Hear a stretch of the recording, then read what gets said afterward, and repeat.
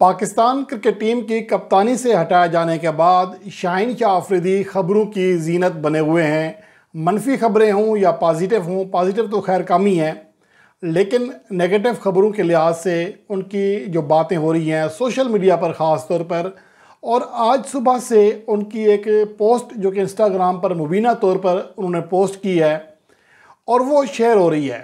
और ये मैंने सुबह ही पोस्ट देखी थी, लेकिन मेरा काम है, मेरी आदत है कि जैसे कोई चीज़ देखता हूँ पूरी कोशिश होती है कि पहले तहकीक कर लूँ कि वाकई ही ऐसा है या नहीं है।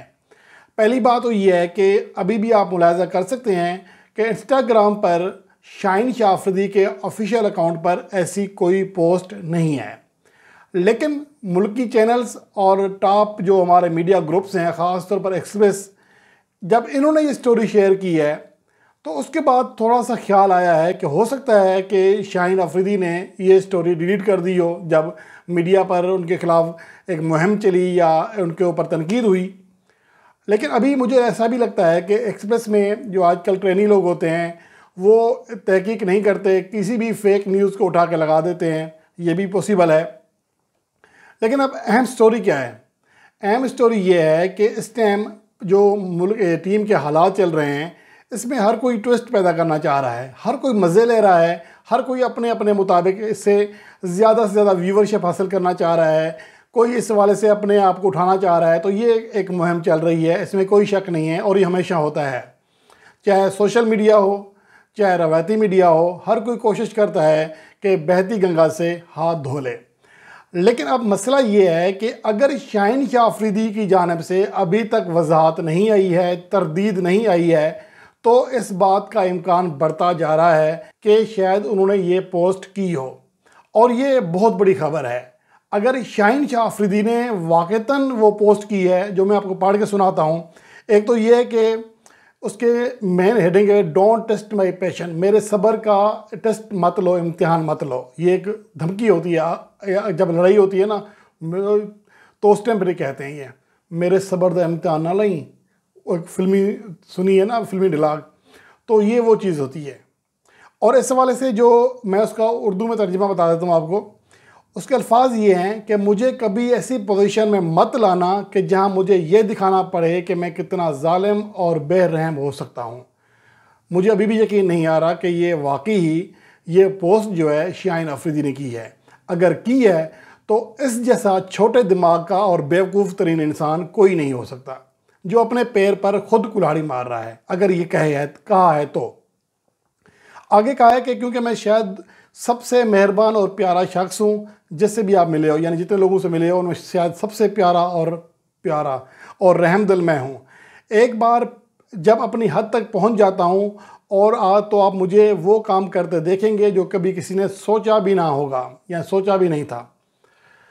ये जो अल्फाज हैं एक तरह से बिल्कुल बाजारी अल्फाज हैं। मुझे अभी भी नहीं लगता कि शाहीन अफरीदी ने ये अल्फाज अदा किए हैं या लिखा है, लेकिन अगर उनके ससुर की बातें सुनते हैं, बहुत जानता हूँ करीब से, तो फिर कोई बाइद नहीं है। तो अगर उनका असर उनके ऊपर आ गया है तो फिर कोई बाइद नहीं है। और अब जो सूरत हाल हो रही है, अगर शाहीन अफरीदी की ये सूरत हाल रही तो ऐसा लगता है कि उनका कैरियर जो है वो वक्त से पहले ही ख़त्म हो जाएगा, और ये पाकिस्तान क्रिकेट के लिए बहुत बड़ी बदकिस्मती होगी कि एक ऐसा बॉलर जो कि वर्ल्ड क्लास बॉलर है, और बिलाशुबा अभी आमिर को तो आया है ना, परफॉर्म करने दें। बिलाशुबा पाकिस्तान के गुज़िश्ता 2-2.5 साल से पाकिस्तान के बॉलिंग अटैक को लीड करते रहे हैं। नसीम शाह अब आकर परफॉर्म में आना शुरू हुए हैं ना, तो ये पहले से पाकिस्तान के बॉलिंग यूनिट को, पाकिस्तान के बॉलिंग अटैक को लीड करते आ रहे हैं। तो अगर ऐसी हरकतें वो कर रहे हैं तो फिर मेरे ख्याल में उनको समझाने वाला कम से कम शायद अफरीदी तो ना बैठे, कोई किसी और अक्लमंद इंसान को उनके साथ बिठाना चाहिए, उनकी काउंसलिंग करनी चाहिए कि बेटा अभी तुम सीरीज़ हार के आए हो, 4-1 से हार के आए हो, अगर तुम जीत के आते तुम क्या करते अगर तुमने ये किया है तो मैं एक बार फिर कह रहा हूँ कि अभी भी हम इंतज़ार कर रहे हैं कि शाहीन अफरीदी इस हवाले से क्या रिएक्ट करते हैं, उन्होंने ये वाकई कहा भी है या नहीं। क्योंकि हमारा जो मीडिया है ये भी बाज़ औक़ात ऐसी खबर उड़ा देता है कि जिसकी हकीकत नहीं होती है। लेकिन अगर जो चीज़ें हो रही हैं, चलें इसको हटा दें।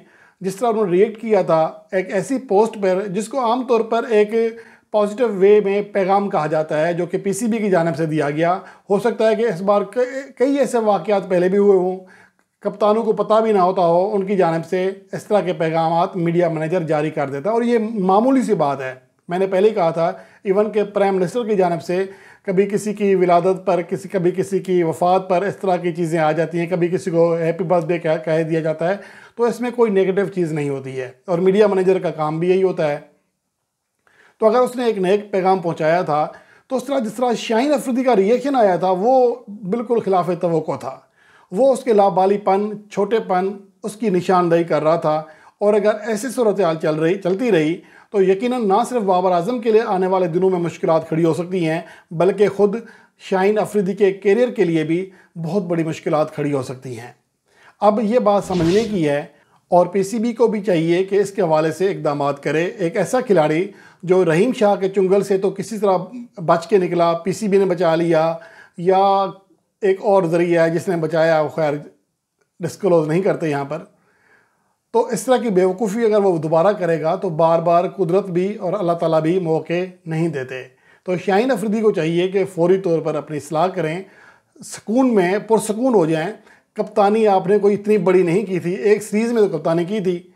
अगर इस तरह का रिएक्शन देना है तो मुझे समझ नहीं आ रहा कि अगर ये 4-1 से हारने के बाद ये रिएक्शन है तो लाहौर कलंदर ने जब शाहीन अफरीदी को हटाया तो फिर उनका क्या रिएक्शन होगा, जिसके लिए लगातार 2 टाइटल्स जितवा चुका है।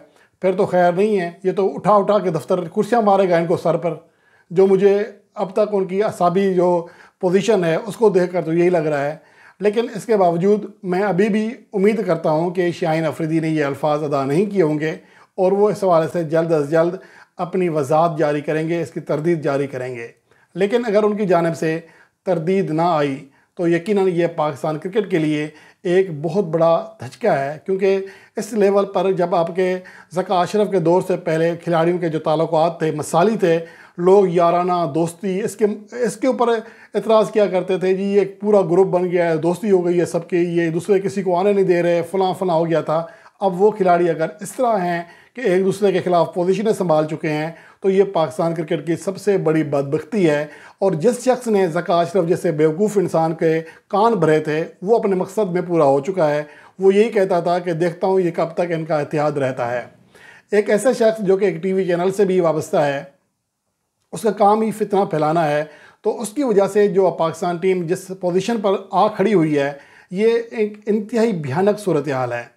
और राशिद लतीफ़ ने इस हवाले से बिल्कुल सही कहा है कि अगर पाकिस्तान टीम को फतवाहत ना मिली तो इस टीम का शिराजा ही बिखर जाएगा, फिर कोई किसी का साथ नहीं देगा। कल अगर किसी और को कप्तान बनाया जाता है तब भी ये मसले होंगे। अगर रिजवान को भी कप्तान बना दिया जाता तो शाहीन अफरीदी ने इसी तरह रिएक्ट करना था जिस तरह वो बाबर आजम के ख़िलाफ़ कर रहा है। भाई जब बाबर आजम को गलत तरीके से कप्तानी से हटाया जा रहा था तो तुमने छुप कर मीटिंगें कर रहे थे, कप्तानी हासिल कर रहे थे, वो ठीक था। जब बाबर आजम को ख़ुद पेशकश की गई बजाय इसके कि उसने जाकर ख़ुद लॉबिंग की हो, गलत परफॉर्म करके आपको हराने की कोशिश की हो, ऐसा भी नहीं किया, तो अब उसको जब कप्तानी मिली है तो आप आपस से बाहर हो रहे हो।